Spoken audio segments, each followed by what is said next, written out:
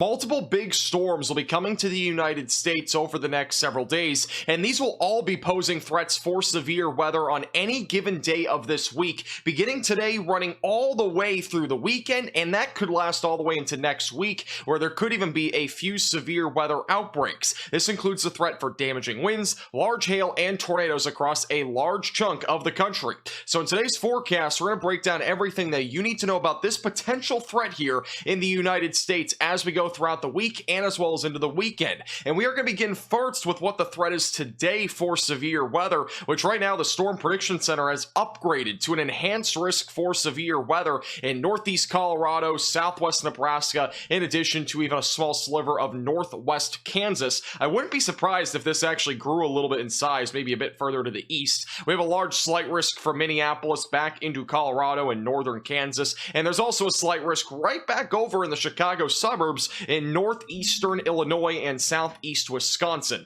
Now, overall, the main concern across this entire area will be damaging winds and large hail. Here's that wind threat. It's actually elevated across parts of southwestern and central parts of Nebraska. I do plan on being live for this today, so make sure that you are subscribed to the channel and click the bell icon so you're notified when we do go live. The wind threat is going to be a little bit less concerning for the Chicago area, but that is also a concern. There will be some storms that produce damaging winds. It should remain relatively scattered to maybe widely scattered. Overall, the hail threat today is primarily going to be across southeast Wyoming, northeast Colorado, western parts of Nebraska, and as well as northwest Kansas, where hailstones as high as 3 inches in diameter, which is the size of apples, will be a possibility. There will also be a potential for some hail further to the east, but overall the hailstones should not be exceeding anything above 2 inches in diameter. And then the tornado risk for today, it's actually a bit more elevated now for southwest Nebraska, northeast Colorado, and northwest Kansas, but there will be a chance for a few tornadoes essentially anywhere in this green shaded area, which includes really about a dozen states. I mean, it's actually quite a large area today.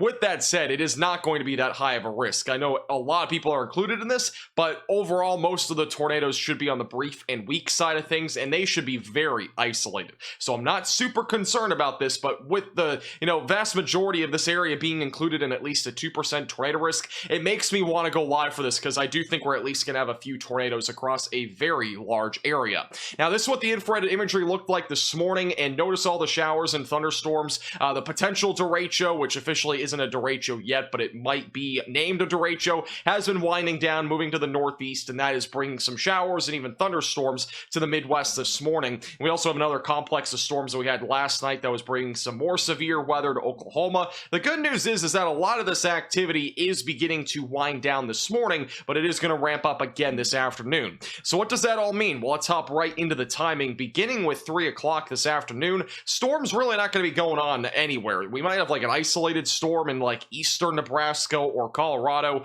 but it's overall going to be a pretty isolated risk. By the time we get closer to 4, 5, 6 o'clock, that's when storms really begin to explode, and there will be some thunderstorms back over in eastern Nebraska and western Iowa that'll produce a hail and wind risk, but it should be overall a relatively marginal threat in nature. And what I mean by that is that we shouldn't be looking at any significant hail or significant damaging winds like we saw yesterday, but we could see some winds around 60 to 65 miles per hour or hail upwards of the size of golf balls. The more concerning activity will be over here in northeast Colorado, and as these move east right along the interstate in southern Nebraska, they will be posing a threat for significant hail, damaging winds, and they will likely be rotating, so we could easily get a tornado or two out of this activity. This activity back over to the east will have a much lower tornado risk, but these storms definitely going to be in the playing cards essentially for a tornado or two, and then once we get closer to midnight, those storms will start to weaken out. So it should be mostly a late afternoon into the evening threat, and then overnight things do start to simmer down and quiet down across the central plains. And then back over into the Midwest, things will be a little bit active this morning with a few passing showers and storms near the Chicago area. This afternoon, storms will fire up right around 12, 1, 2 o'clock.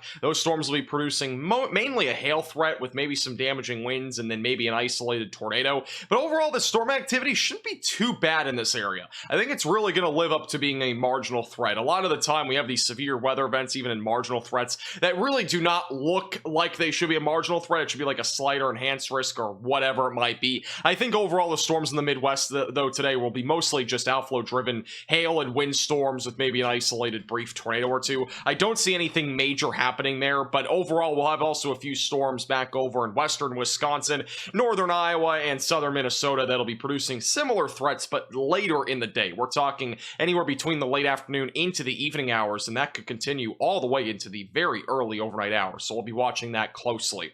Now, in terms of the severe weather threat, as we go into tossing trampolines on Tacos Tuesday, it is now an elevated risk for tornadoes. We have the potential for all modes of severe weather. That includes damaging winds, large hail, and the threat for a few strong tornadoes will be a possibility. Very large area, and we've been talking about this for the last few days, but this does appear as if it will be a severe weather outbreak. Large enhanced risk for Wisconsin, Minnesota, Iowa, Missouri, and Illinois, and even back into eastern Kansas and southeastern Nebraska. Large slight risk that goes into Oklahoma and Michigan, and the marginal threat goes back down into central and north Texas. We also have a marginal threat over in New England. That's a bit rare for this time of the year, so obviously something to watch for, but not really something we're going to be talking about much of. Here's the wind threat for tomorrow. We do have a large hatched area for the damaging wind threat. That means we could see some storms producing damaging winds that exceed 75 miles per hour. I would say the maximum wind speed tomorrow will be somewhere around 85 to 90 miles per hour, and then we also have a threat for damaging winds outside of that. The hail risk is actually not hatched, but I wouldn't rule out an isolated storm with 2.5, 3-inch diameter hail, which is the size, again, of tennis balls or even upwards of apple-sized hail. But overall, the risk should stay low. I think most of these storms will be hail producers and wind producers, but the hail should, for the most part, be under the size of 2 inches, and the reason why is because a lot of the storms will be linear. Any storms that are discrete, though, could actually produce some, very large hail. Now, the tornado risk is really one of the more concerning features with tomorrow. We do have a hatched tornado risk, including Wisconsin, Illinois, northern Missouri, and a large chunk of Iowa, and even a small sliver of southeast Minnesota. This is where we're watching for the potential for strong tornadoes. And don't get too caught up in the risk. We've talked about this before, but I honestly, we've seen strong tornadoes in areas like the brown or green shaded area in the past. So just keep that in mind. It's not something that's unheard of, and it happens actually quite frequently. So don't rule out an isolated strong tornado even outside of this, anywhere from northeast Oklahoma back into Michigan. But I do want to mention there's no reason to really panic about this. It is something that is a possibility, but it is, again, a low chance. So for the timing tomorrow, we'll have showers and storms rumbling across the Midwest in the morning. The greatest concern, though, will come in the afternoon when storms really start to get going around a linear line of storms across areas in central Iowa and back into northern Missouri. The other thing we're going to be watching for is some of these discrete supercells. They're going to fire out in front of this, and that's well ahead of the line of storms, which will produce an elevated threat for hail and a tornado. And then once we get closer to 6 o'clock or so, those storms do continue to push eastbound with mostly a wind threat, but there will still be a chance for a few tornadoes in that line of storms. So 2 different rounds of storms. Discrete cells look likely during the afternoon, and then more of a linear threat during the afternoon and evening. Back over in the Central Plains, storms will go in the morning in Nebraska and Iowa. By the afternoon, that linear line develops, and we'll be watching for storms across that line in areas like Missouri, and we should eventually see some storms fire up in Oklahoma and as well as western and southwestern Missouri, and there should at least be some level of hail, wind, and then also maybe a couple of tornadoes out of that activity as well. Now, going past tomorrow, things do start to ramp up again. As we go into Wednesday, we're going to be dealing with a threat for severe weather from the Ohio Valley back into Texas. Very thin, very long area that we'll be talking about across the United States. That'll produce hail, wind, and a few tornadoes. We'll probably be live on Wednesday as well, so make sure you're subscribed to the channel. By Thursday, the storm threat will shift back down into the southern plains, including areas like Texas, Oklahoma, Louisiana, and Arkansas. By Friday, we'll have probably another threat for severe weather somewhere in the United States, whether that's back up here in the Midwest or maybe even down in the southeast. That remains a little bit more uncertain, but I would not rule out severe weather on Friday. By Saturday, we'll probably have more severe weather somewhere in the Midwest and back through Arkansas, but again, things remain uncertain about exactly where that'll happen. By the time we go into Sunday and as well as into Monday, we'll probably at least get 1 or 2 more storms that produce severe weather, and it looks like by the very end of May, things do quiet down a little bit. Let's have our fingers crossed, because obviously we want to break from the severe weather. We had a break here extended, but